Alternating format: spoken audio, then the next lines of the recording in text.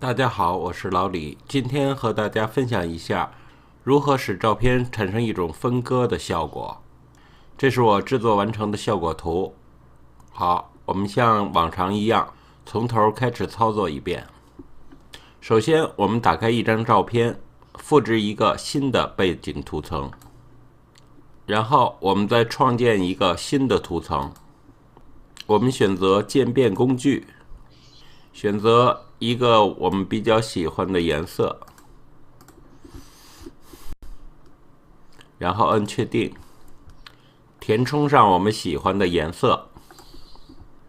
我们选择矩形工具，绘制出一个白色的矩形，选择添加图层样式，混合选项。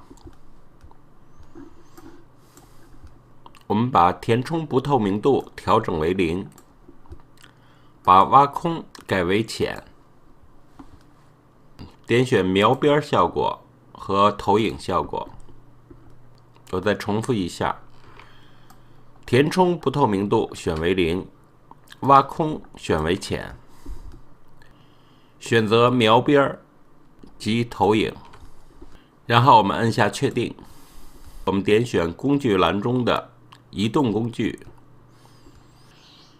现在我们只需要按住 Alt 键，复制这个矩形，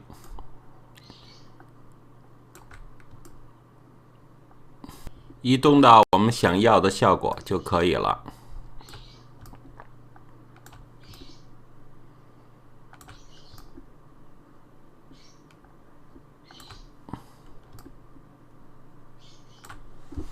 好，这就是我今天和大家所分享的如何分割照片。我是老李，感谢大家收看，我们下次见。